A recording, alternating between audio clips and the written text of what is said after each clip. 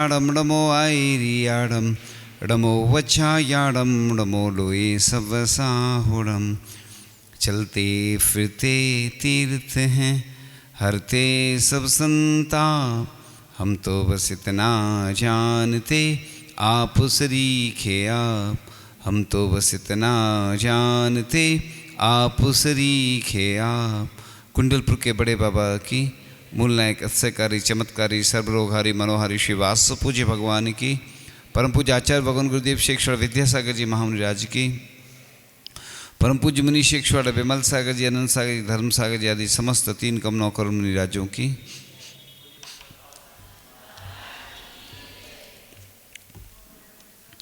प्रसंग चल रहा है कि जब लक्ष्मण के मरण होने से सभी लोग व्याकुल हो गए और युग प्रधान जो राम वे महाव्याकुल सर्व क्रियाओं से रहित होकर, उनको कुछ भी सुध बुध नहीं रही।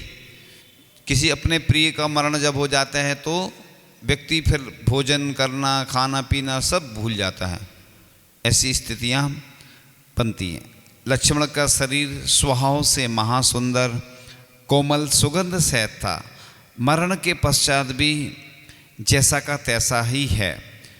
और राम लक्ष्मण को एक क्षण भी नहीं छोड़ते, कभी हृदय से लगा लेते और कभी प्यार करते, कभी स्नेह करते, कभी लेकर बैठ जाते, कभी कंधे पर लेकर चलते, एक क्षण भी किसी का विश्वास नहीं करते।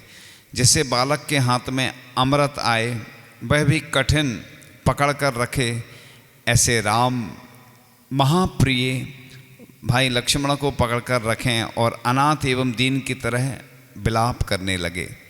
तत्वार सूत्र में आता ना सूत्र, दुख शोक तापा क्रंदन, यानी अपने यहाँ आश्रव का कारण बताया गया है, ज़्यादा दुख करना विलाप करना, क्योंकि पहले हमने कर्म किया था उसी के कारण आज फल में आया है कर्म, और यह फल मिल रहा है उसके कारण से दुख हो रहा है।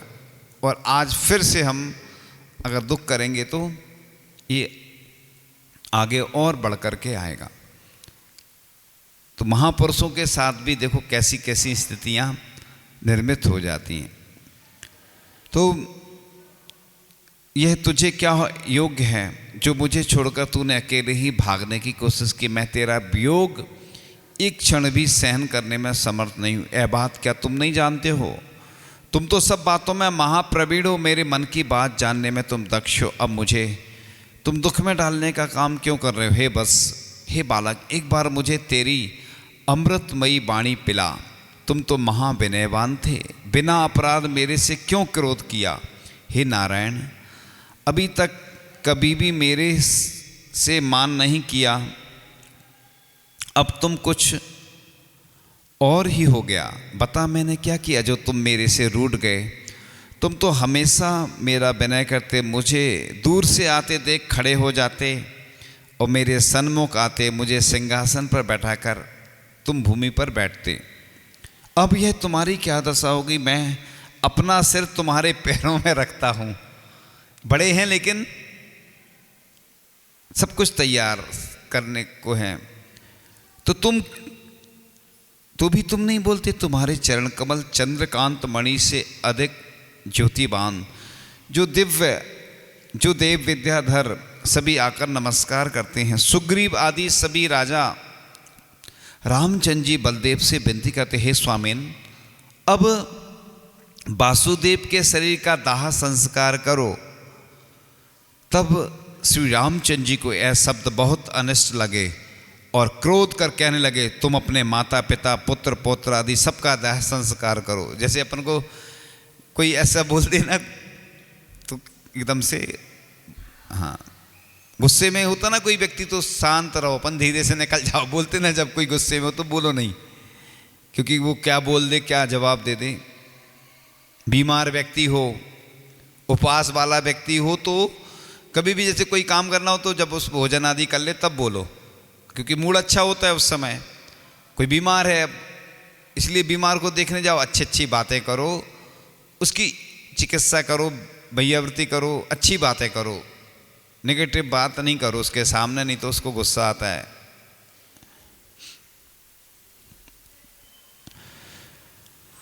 और रामचंद्र जी को यह सब अनिष्ट लगे और क्रोध कर कहने लगे, वो तो बता ही दिया मैंने, तुम पापियों के मित्र बंधु कुटुंब आदि सब मर जाएं, मेरा भाई क्यों मरे? उठो लक्ष्मण, इन दुष्ट लोगों को छोड़कर तुम्हारी जगह चले, जहां इन पापियों के कठोर शब्द नहीं सुनने पड़े। ऐसा कहकर भाई को हृदय से लगाकर मरण हो गया, लेकिन मालूम नहीं, कंधे पर रखकर चले। विभीषण सुग्रीव आदि अनेक राजा इनके साथ पीछे पीछे चले जा रहे हैं। श्री राम बलदेव के आंखों में आंसू बह रहे हैं, मन बहुत दुखी हो रहा है, धर्म कर्म सब भूल गए हैं। भाई से बार बार कहते हैं, हे भाई अब उठो, बहुत देर हो गई, ऐसे क्यों सोते हो, अब स्नान का समय हो गया। ऐसा कहकर लक्ष्मण के मृतक शरीर को स्नान कराने के लिए सिंहासन पर बैठाया और मोह से भरे राम मणि स्वर्ण के कलशों से स्नान कराया, स्वर्ण के कलश सोने के, और मुकुट आदि सर्व आभूषण पहनाए, भोजन की तैयारी कराई। सेवक लोगों से कहा, रत्न स्वर्ण के पात्रों में अनेक प्रकार के सुंदर मीठे स्वादिष्ट सब पकवान लाए जाएं, उससे भाई का शरीर पुष्ट होगा। सुंदर दाल आदि आदि नाना प्रकार के व्यंजन शीघ्र ही लाओ। आज्ञा प्राप्त करते ही सभी सेवक भोजन की सामग्री लेकर आए। तब रघुनाथ स्वयं अपने हाथों से लक्ष्मण के मुख में ग्रास देने लगे, सो लक्ष्मण ने ग्रहण नहीं किया। जैसे अभव्य जीव जिन्हें भगवान का उपदेश ग्रहण नहीं करते। तब राम ने कहा, तुमने मेरे से क्रोध किया, परंतु आहार से क्या क्रोध, आहार तो करो, मेरे से मत बोलो। जैसे जिनवाणी अमृत समान है, परंतु विषय अभिलाषी संसारी जीवों को नहीं रुचती। बोलते ना, जी को जिनवाणी ना सोहाय, के ऊँगे के लड़े के घर को भग जाए। पुण्यशाली व्यक्ति होते हैं जिनको जिनवाणी सुनने को मिलती है। ऐसे बहुत सारे होंगे व्यक्ति जिनका पाप कर्म का उदय रहता है। कई लोगों को निद्रा आ जाती, कोई बीमारी आ जाती, सूतक लग जाता, परेशानी आ जाती है। पुण्य बढ़ाने के लिए भी पुण्य की आवश्यकता होती है। तो वह, परंतु जैसे वह अमृत रूप आहार लक्ष्मण के मृतक शरीर को नहीं रुचा। पुनः रामचंद्र जी कहते हैं, हे लक्ष्मीधर, भोजन नहीं करते तो कम से कम दूध आदि पीने की वस्तुएं वह तो पी लो। और ऐसा कहकर भाई को दूध आदि पिलाते तो क्या वह क्या पीते हैं? नहीं पीते। वह राम ज्ञानवान विद्वान पंडित विवेकी राग के कारण जैसे जीवित मनुष्य की सेवा करते, वैसे मरे हुए भाई की सेवा करते रहे। श्री राम भाई लक्ष्मण को कभी चंदन लगाते, कभी तेल फुलेल इत्र लगाते, कभी हाथों में उठा लेते, कभी हृदय से लगा लेते, कभी मुंह पर हाथ फेरते, कभी प्यार करते और कहते, हे लक्ष्मण यह क्या हुआ, तुम तो कभी ऐसा नहीं सोचते, अब क्या सोच चिंता करते हो, या तुम्हें किसी निद्रा देवी ने आकर घेर लिया है? इतना सोचना भी अच्छा नहीं, अब उठो।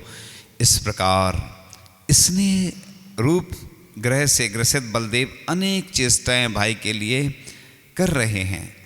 इसके बाद अगला प्रसंग आता है, जब राम ने दीक्षा ली। इस प्रकार दोनों मित्र, ये अलग प्रसंग है तो पद्म पुराण से जैन धर्म के अनुसार है। और दोनों मित्र जटायु एवं कृतांत वक्र, जटायु तो मालूम है पक्षी था, कृतांत वक्र कौन था? सेनापति के वचन सुन 8 में बलभद्र श्री रामचंद्र जी मोह रहित हुए और शास्त्रों की वाणी याद कर एवं गुरुओं के वचन चिंतवन कर श्री राम सचेत अर्थात प्रतिबोध को प्राप्त हुए। जैसे जेल से छूटकर मानव सुखी होता है, वैसे रामचंद्र जी प्रतिबोध से प्रसन्न हुए। श्री राम चिंतवन करने लगे, अहो ओस की बूंद के समान यह मनुष्य जीवन अति चंचल है, क्षण मात्र में नाश को प्राप्त हो जाता है। चारों गतियों में भ्रमण करता हुआ महा कष्ट से मनुष्य गति प्राप्त की, इसको मैंने वृथा यानी व्यर्थ ही खो दिया। किनके भाई, किनके पुत्र, किनका परिवार, किनका धन, किसकी स्त्री, इस संसार में इस जीव के अनेक परिवार हुए, उसमें एक ज्ञान ही दुर्लभ है। इस प्रकार श्री राम को ज्ञान को प्राप्त हुए और राम लक्ष्मण के शोक से रहित होकर लक्ष्मण के शरीर का सरयू नदी के किनारे पर दाह संस्कार किया। श्री राम आत्म स्वभाव के ज्ञाता धर्म की मर्यादा को पालने के लिए भाई शत्रुघ्न से कहने लगे, हे शत्रुघ्न, मैं मुनि व्रत को धारण कर सिद्ध पद को प्राप्त होना चाहता हूँ, तुम पृथ्वी का राज्य कर राजा का पालन करना, प्रजा का पालन करना। तब शत्रुघ्न कहने लगे, हे देव, मैं भोगों का अभिलाषी नहीं, जिसको राग होगा वह राज्य करेगा। मैं आपके साथ जिन राज के व्रत धारण करूंगा और कर्मों का नाश करूंगा, अन्य कोई मेरी अभिलाषा नहीं है।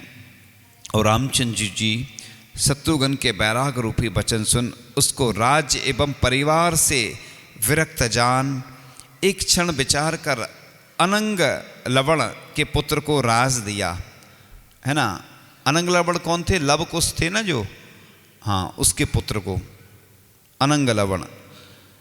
और राम के मन में मुनिव्रत धारण करने की तीव्र इच्छा है।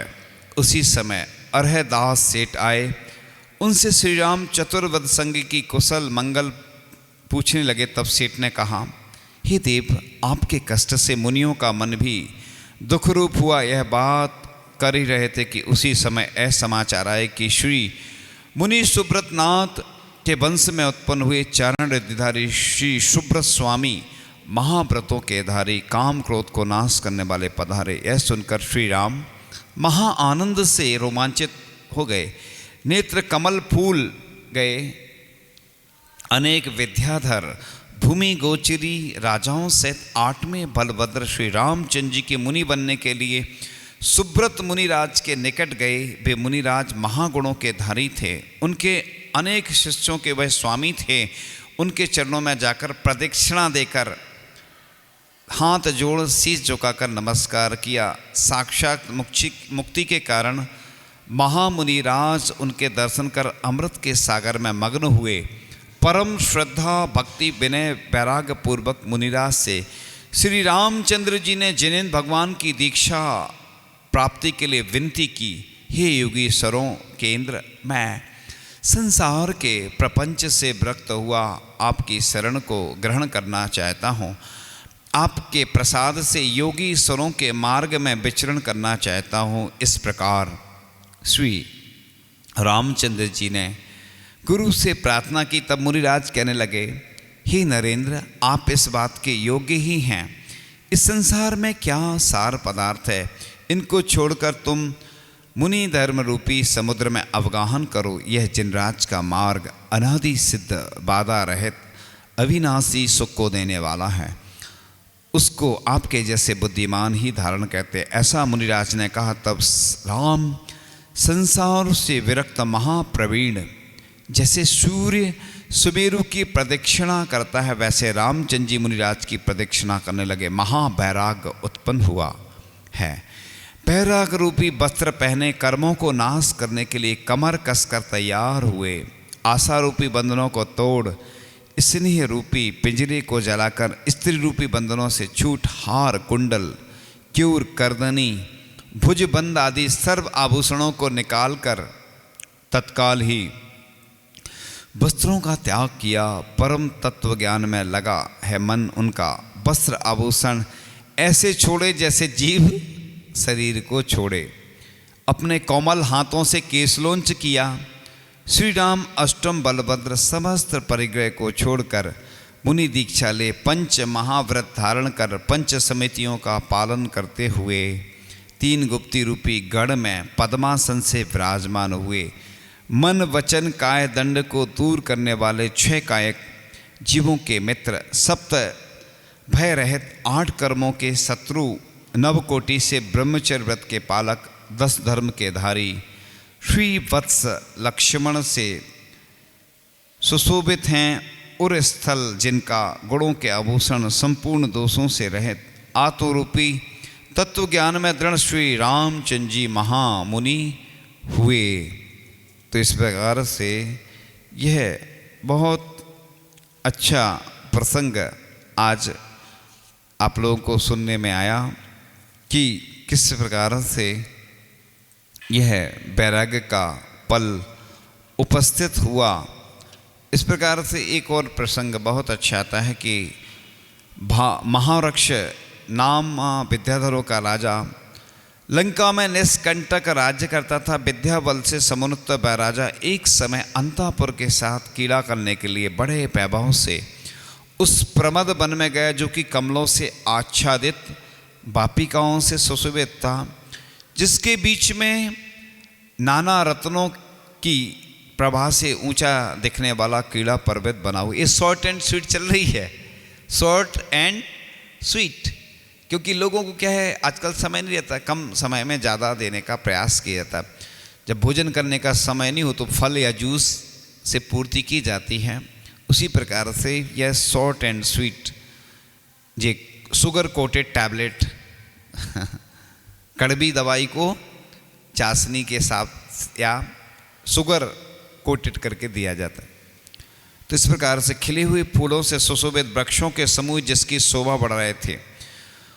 पुराण बहुत बड़े बड़े होते हैं और जिनको बहुत सारा समय होता है वो तो पढ़ते रहते हैं, जिनके पास समय नहीं है तो वो शॉर्ट एंड स्वीट में सुन लेते हैं। तो इस प्रकार से अव्यक्त मधुर शब्दों के साथ इधर उधर मंडराते हुए पक्षियों के समूह से व्याप्त था, जो रत्नमयी भूमि से बेष्टित था, जिसमें नाना प्रकार की कांति विकसित हो रही थी, जो सघन पल्लवों की समीचीन छाया से युक्त लता मंडपों से सुशोभित था। राजा महारक्ष उस प्रमद वन में अपनी तो इस प्रकार से कभी यह त्रिकुटाचल के तट समान सुशोभित आगे कुछ कुछ प्रसंग छोड़ने योग्य होते हैं वो आगे ले लेते हैं। तो इस प्रकार से सूर्य अस्त हुआ और रात्रि का प्रारंभ होते ही कमलों के संपुट संकोच को प्राप्त होने लगा। राजा महारक्ष ने एक कमल संपुट के भीतर मरा हुआ भौरा देखा। उसी समय मोहिनी कर्म का उदय शिथिल होने से उसके हृदय में संसार भ्रमण को नष्ट करने वाली निम्नांकित चिंता उत्पन्न हुई। वह विचार करने लगा कि देखो, मकरंद के रस में आसक्त हुआ यह मूढ़ भौरा तृप्त नहीं हुआ, इसलिए मरण को प्राप्त हुआ। आचार्य कहते हैं कि इस अंत रहित अनंत इच्छाओं को धिक्कार हो। जिस प्रकार इस कमल में आसक्त हुआ यह भौरा मृत्यु को प्राप्त हुआ है, जिस प्रकार इस कमल में, उसी प्रकार स्त्रियों के मुख रूपी कमलों में आसक्त हुए हम लोग भी मृत्यु को प्राप्त होंगे। जबकि यह भौरा घ्राण और रसना इंद्रिय के कारण ही मृत्यु को प्राप्त हुआ है, तब हम तो पांचों इंद्रियों के वशीभूत हो रहे हैं, अतः हमारी बात ही क्या है। अथवा यह भौरा त्रियंच जाति का है, अज्ञानी है, अतः इसका ऐसा करना ठीक भी है, परंतु हम तो ज्ञान से संपन्न हैं, फिर भी इन विषयों में क्यों आसक्त हो रहे हैं। शहद लपेटी तलवार की उस धार के काटने में क्या सुख होता है, जिस पर पड़ते ही जीभ के सैकड़ों टुकड़े हो जाते हैं। विषयों में कैसा सुख होता है सो जान पड़ता है। उन विषयों में जिनमें की सुख की बात दूर रही, किंतु दुख की संतति ही उत्तरोत्तर प्राप्त होती। किंपाक फल के समान विषयों से जो मनुष्य विमुख हो गए हैं, मैं उन सब महापुरुषों को मन वचन काय से नमस्कार करता हूँ। हाय हाय, बड़े खेद की बात है कि मैं बहुत समय तक इन दुष्ट विषयों से धोखा खाता रहा। इन विषयों की आसक्ति अत्यंत विषम है तथा विष के समान मारने वाली है। उसी समय उस वन में शुद्ध सागर इस सार्थक नाम को धारण करने वाले एक महामुनिराज वहाँ आए। राजा महारक्ष ने उनके चरणों में जाकर दिगंबर अवस्था को धारण कर अपना आत्म कल्याण कर लिया। अहो, ऐसे होते थे पहले के राजा, भोगों को छोड़ने में एक क्षण भी नहीं लगाते थे। इस प्रकार से आज का यह प्रसंग पूर्ण होता है और आगे आता है। हे हे वीतराग भगवान सहज गुण खान परम उपकारी, कैसे थुति करें तुम्हारी। हे दर्शन ज्ञान अनंत विभो, सुख बीरज का नहीं पार हो। हे सुगुण अनंतानंत दिव्य विकारी, कैसे थुति करें तुम्हारी। रागादि विभाव न लेस रहे, सब कर्म बंधन ही शेष बहे। अक्षय अनंत प्रभुता प्रकटी सुखकारी, कैसे थुति करें तुम्हारी। भक्ति पूजा से हर्ष न हो, निंदा से किंचित रोष न हो। समवृत्ति सत से परमानंद दतारी, कैसे थुति करें तुम्हारी। अंतर की प्रभुता दर्शाई, अनुभव की विधि भी सिखलाई। निर्गंथ मार्ग दर्शाया जग हितकारी, कैसे थुति करें तुम्हारी। हे वीतराग भगवान सहज गुण खान परम उपकारी, कैसे थुति करें तुम्हारी। इस प्रकार से आगे प्रसंग आता है। मेरे सवालों का जवाब दो, दो ना आता है। पहला प्रश्न कि जो रामचंद्र जी लक्ष्मण जी को घूम रहे थे लेकर, तो सबसे पहले कौन से राजा ने उनसे विनती की थी, दाह संस्कार करो, किसने की थी विनती? ये किनारे बैठी राजा सुग्रीव आदि ने विनती की थी कि इस शरीर का दाह संस्कार करो। उत्तर बिल्कुल सही है।